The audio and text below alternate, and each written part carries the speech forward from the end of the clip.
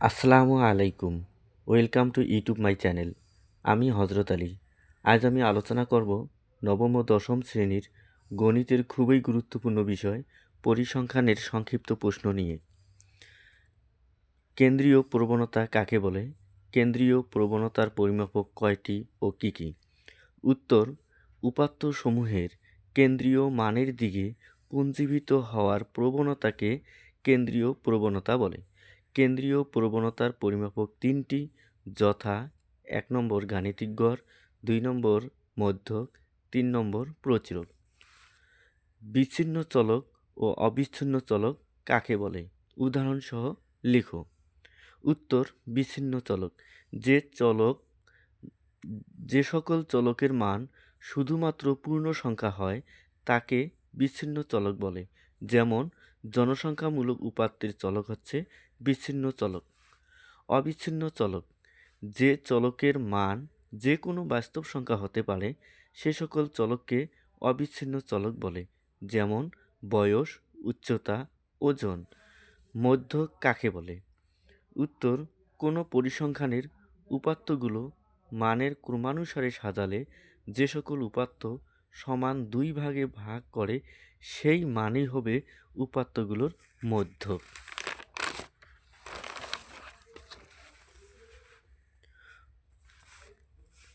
প্রশ্নপত্রে এরকম একটি সারণী দেওয়া থাকবে এবং এই সারণীর উপর ভিত্তি করে এই ধরনের 10টি যে কোনো একটি প্রশ্ন আসতে পারে। প্রথম প্রশ্নটি হলো, প্রচুরক শ্রেণী কোনটি? উত্তর হবে, প্রদত্ত সারণীতে সর্বাধিক গণসংখ্যা 22। আমরা এখানে দেখতেছি গণসংখ্যা সব থেকে বেশি আছে 22। তাহলে প্রদত্ত সারণীতে সর্বাধিক গণসংখ্যা 22 অবস্থিত 61 থেকে 70 শ্রেণীতে। আমরা এখানে দেখতেছি সর্বাধিক গণসংখ্যা 22, শ্রেণী হলো 61 থেকে 70। অতএব প্রচুরক শ্রেণী হবে 61 থেকে 70। 2 নম্বর প্রশ্ন, প্রচুরক শ্রেণীর মধ্যমান কত? উত্তর: প্রচুরক শ্রেণীর মধ্যমান। প্রচুরক শ্রেণীর মধ্যমান হলো প্রচুরক শ্রেণীর নিম্নসীমা 61, উচ্চসীমা হলো 70। আমরা লিখব 61 যোগ 70 ভাগ 2। ক্যালকুলেশন করলে আমরা পাবো 65.5। 3 নম্বর প্রশ্ন, প্রচুরক শ্রেণীর নিম্নসীমা কত?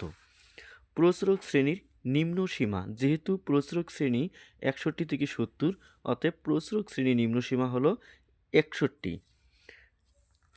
4 নম্বর প্রশ্নে বলা আছে, প্রচুরক শ্রেণীর উচ্চসীমা কত? উত্তর: প্রচুরক শ্রেণীর উচ্চসীমা 70। যেহেতু প্রচুরক শ্রেণী 61 থেকে 70, নিম্নসীমা 61, উচ্চসীমা 70। 5 নম্বর প্রশ্নে বলা আছে, প্রচুরক শ্রেণীর পূর্বের শ্রেণীর মধ্যমান। প্রচুরক শ্রেণী 61 থেকে 70, পূর্বের শ্রেণী হলো 51 থেকে 60।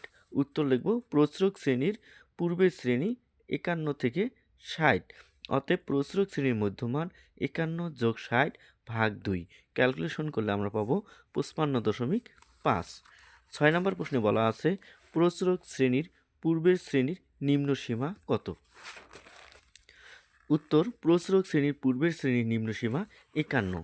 প্রচুরক শ্রেণী আমরা যেহেতু পেয়েছি 61 থেকে 70, পূর্বের শ্রেণী 51 থেকে 60, নিম্নসীমা 51, উচ্চসীমা 60। প্রচুরক শ্রেণীর পূর্বের শ্রেণীর নিম্নসীমা 51 এবং উচ্চসীমা 60। 7 নম্বর প্রশ্নে বলা আছে, প্রচুরক শ্রেণীর পূর্বের শ্রেণীর উচ্চসীমা কত? তাহলে আমরা লিখব, প্রচুরক শ্রেণীর পূর্বের শ্রেণীর উচ্চসীমা 60। 8 নম্বর প্রশ্নে বলা আছে, প্রচুরক শ্রেণীর পরের শ্রেণীর মধ্যমান কত? যেহেতু আমরা প্রচুরক শ্রেণী পেয়েছি 61 থেকে 70, তাহলে পরের শ্রেণী হবে 71 থেকে 80। আমরা প্রচুরক শ্রেণীর 8 নম্বর প্রশ্নের উত্তর, প্রচুরক শ্রেণীর পরের শ্রেণী লিখব 71 থেকে 80। অতএব প্রচুরক শ্রেণীর পরের শ্রেণীর মধ্যমান হবে 71 যোগ 80 ভাগ 2। ক্যালকুলেশন করলে আমরা পাবো 75.5। 9 নম্বর প্রশ্নে বলা আছে, প্রচুরক শ্রেণীর পরের শ্রেণীর নিম্নসীমা। যেহেতু প্রচুরক শ্রেণীর পরের শ্রেণী 71 থেকে 80, তাহলে নিম্নসীমা হবে 71, উচ্চসীমা হবে 80। আমরা লিখব, প্রচুরক শ্রেণীর পরের শ্রেণীর নিম্নসীমা 71। 10 নম্বর প্রশ্নে বলা আছে, প্রচুরক শ্রেণীর পরের শ্রেণীর উচ্চসীমা কত? আমরা লিখব, প্রচুরক শ্রেণীর পরের শ্রেণীর উচ্চসীমা ৮০। যেহেতু প্রচুরক শ্রেণী আছে ৭১ থেকে ৮০, নিম্ন সীমা ৭১, উচ্চ সীমা ৮০। এই ধরনের যে কোনো একটি প্রশ্ন পরীক্ষায় আসতে পারে। প্রশ্নপত্রে এইরকম আরেকটি ছক দেওয়া থাকবে, সেখানে শুধু শ্রেণীব্যাপ্তি এবং গণসংখ্যা দেওয়া থাকবে। প্রশ্নে আসতে পারে ক্রমযোজিত গণসংখ্যা নিবেশন সারণী তৈরি করো। তাহলে আমরা শ্রেণীব্যাপ্তি এবং গণসংখ্যা খাতায় তুলে নেব। এরপর লিখব যোজিত গণসংখ্যা বা ক্রমযোজিত গণসংখ্যা। এরপর ক্রমযোজিত গণসংখ্যার প্রথম ঘরে গণসংখ্যার সংখ্যাটি বসাতে হবে। এরপর পরবর্তী গণসংখ্যার সাথে যোজিত গণসংখ্যাটি যোগ করে পরবর্তী ঘরে বসাতে হবে। এখানে আছে ৮, এখানে আছে ৬। ৮ আর ৬ যোগ করলে হয় ১৪। এই ১৪-র সাথে আবার যদি আমরা পরের গণসংখ্যা যোগ করি, এখানে আছে ১২, এখানে আছে ১৪। ১২ আর ১৪ যোগ করলে হবে ২৬। এই ২৬-এর সাথে যদি আমরা পরবর্তী গণসংখ্যা যোগ করি, এখানে আছে ২২ আর এখানে আছে ২৬। তাহলে ২২ আর ২৬ যোগ করলে হবে ৪৮। এর পরের গণসংখ্যা আছে ৫। এই ৫-এর সাথে যদি আমরা ৪৮ যোগ করি তাহলে হবে ৫৩। তারপরের গণসংখ্যা আছে ৭। এই ৭-এর সাথে যদি আমরা ৫৩ যোগ করি তাহলে হবে ৬০। অর্থাৎ মোট গণসংখ্যা হবে n সমান ৬০। যদি প্রশ্নে আসে ক্রমযোজিত গণসংখ্যা নিবেশন সারণী তৈরি করো, তাহলে আমরা এরকম একটি সারণী তৈরি করে দেব। ২ নম্বর প্রশ্নে বলা আছে মধ্যক শ্রেণী নির্ণয় করো। এক্ষেত্রে এখানে আমরা দেখব n সমান আমরা পেয়েছি ৬০। আমরা লিখব n সমান ৬০, যা জোড় সংখ্যা। অতএব n/2, n এর মান ৬০ ভাগ ২। ৬০ যদি আমরা ২ দিয়ে ভাগ করি তাহলে পাবো আমরা ৩০। আর যদি n সমান ৬০ না হয়ে বিজোড় সংখ্যা হয়, অর্থাৎ ৬১ বা ৫৯ বা ৬৯ এই ধরনের সংখ্যা হয়, তাহলে সূত্রটি হবে n+1 ভাগ 2তম পদ। অতএব যেহেতু আমরা এখানে ৬০ ভাগ ২ ৩০ পেয়েছি, তাহলে ৩০ সংখ্যাটি আছে। আমরা এখানে দেখব ক্রমযোজিত গণসংখ্যার ঘরে কোথায় ৩০ আছে। এখানে যেহেতু ৬, এখানে ১৪, এখানে আছে ২৬, এখানে আছে ৪৮। এর অর্থ হলো এখানে ২৭ থেকে ৪৮ পর্যন্ত সব গণসংখ্যা অবস্থিত। তাই এই ক্রমযোজিত গণসংখ্যাটি হবে মধ্যকতম শ্রেণী।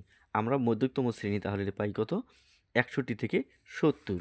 এজন্য আমরা লিখব মধ্যক শ্রেণী হলো ৬১ থেকে ৭০। অতএব ৩০ সংখ্যাটি ৬১ থেকে ৭০ শ্রেণীতে অবস্থিত, তাই আমরা লিখব অতএব মধ্যক শ্রেণী ৬১ থেকে ৭০। ৩ নম্বর প্রশ্নে বলা আছে মধ্যক শ্রেণী নিম্ন সীমা। যেহেতু আমরা মধ্যক শ্রেণী পেয়েছি ৬১ থেকে ৭০, এর নিম্ন সীমা হলো ৬১ এবং উচ্চ সীমা ৭০। অতএব মধ্যক শ্রেণীর নিম্ন সীমা হবে ৬১ এবং উচ্চ সীমা হবে ৭০। ৩ নম্বর প্রশ্নে বলা আছে মধ্যক শ্রেণীর মধ্যমান কত। যেহেতু আমরা মধ্যক শ্রেণী পেয়েছি ৬১ থেকে ৭০, অতএব মধ্যক শ্রেণীর মধ্যমান হবে ৬১ যোগ ৭০ ভাগ ২। ক্যালকুলেশন করলে আমরা পাবো ৬৫.৫। ৪ নম্বর প্রশ্নে বলা আছে মধ্যক শ্রেণীর নিম্ন সীমা কত। যেহেতু আমাদের মধ্যক শ্রেণী পেয়েছে ৬১ থেকে ৭০, অতএব আমরা লিখব ৪ নম্বর মধ্যক শ্রেণীর নিম্ন সীমা ৬১। ৫ নম্বর প্রশ্নে বলা আছে মধ্যক শ্রেণীর উচ্চ সীমা কত। মধ্যক শ্রেণীর উচ্চ সীমা হবে ৭০। আমরা লিখব মধ্যক শ্রেণীর উচ্চ সীমা ৭০। ৬ নম্বর প্রশ্নে বলা আছে মধ্যক শ্রেণীর পূর্বের শ্রেণীর মধ্যমান কত। যেহেতু মধ্যক শ্রেণী ৬১ থেকে ৭০, তাই পূর্বের শ্রেণী হবে ৫১ থেকে ৬০। আমরা লিখব মধ্যক শ্রেণীর পূর্বের শ্রেণী ৫১ থেকে ৬০। অতএব মধ্যক শ্রেণীর মধ্যমান হবে ৫১ যোগ ৬০ ভাগ ২। ক্যালকুলেশন করলে আমরা পাবো ৫৫.৫। ৭ নম্বর প্রশ্নে বলা আছে মধ্যক শ্রেণীর পূর্বের শ্রেণীর নিম্ন সীমা কত। ৮ নম্বর প্রশ্নে বলা আছে মধ্যক শ্রেণীর পূর্বের শ্রেণীর উচ্চ সীমা কত। যেহেতু আমরা মধ্যক শ্রেণী পেয়েছি ৫১ থেকে ৬০, অতএব মধ্যক শ্রেণীর পূর্বের শ্রেণীর নিম্ন সীমা হবে ৫১ এবং ৮ নম্বর প্রশ্নের উত্তর মধ্যক শ্রেণীর পূর্বের শ্রেণীর উচ্চ সীমা হবে ৬০। ৯ নম্বর প্রশ্নে বলা আছে মধ্যক শ্রেণীর পরের শ্রেণীর মধ্যমান। যেহেতু আমরা মধ্যক শ্রেণী পেয়েছি ৬১ থেকে ৭০, তাহলে পরের শ্রেণী হবে ৭১ থেকে ৮০। আমরা লিখব মধ্যক শ্রেণীর পরের শ্রেণী। ৯ নম্বর প্রশ্ন মধ্যক শ্রেণীর পরের শ্রেণী ৭১ থেকে ৮০। অতএব মধ্যক শ্রেণীর পরের শ্রেণীর মধ্যমান ৭১ যোগ ৮০ ভাগ ২। ক্যালকুলেশন করলে আমরা পাবো ৭৫.৫। 10 নম্বর প্রশ্নে বলা আছে মধ্যক শ্রেণীর পরের শ্রেণীর নিম্ন সীমা এবং 11 নম্বর প্রশ্নে বলা আছে মধ্যক শ্রেণীর পরের শ্রেণীর উচ্চ সীমা। আমরা মধ্যক শ্রেণী পরের শ্রেণীর নিম্ন সীমা লিখব 71। যেহেতু আমরা মধ্যক শ্রেণীর পরের শ্রেণী পেয়েছি 71 থেকে 80। 11 নম্বর প্রশ্নের উত্তর মধ্যক শ্রেণীর পরের শ্রেণীর উচ্চ সীমা। যেহেতু উচ্চ সীমা 80, তাহলে আমরা লিখব মধ্যক শ্রেণীর পরের শ্রেণীর উচ্চ সীমা হলো 80। ইহাই ছিল আমার আলোচনার মূল বিষয়। পরবর্তী ভিডিওতে আমি আরও কিছু গুরুত্বপূর্ণ সংক্ষিপ্ত প্রশ্ন নিয়ে আলোচনা করব। আমার ভিডিওটি যদি আপনাদের ভালো লেগে থাকে তাহলে অবশ্যই সাবস্ক্রাইব করবেন এবং পাশে থাকা বেল আইকনটি বাজিয়ে দেবেন, যাতে পরবর্তী ভিডিও আপলোড হওয়ার সাথে সাথে সবার আগে পেয়ে যান। সবশেষে সবার সুস্বাস্থ্য ও দীর্ঘায়ু কামনা করে বিদায় নিচ্ছি। আল্লাহ হাফেজ।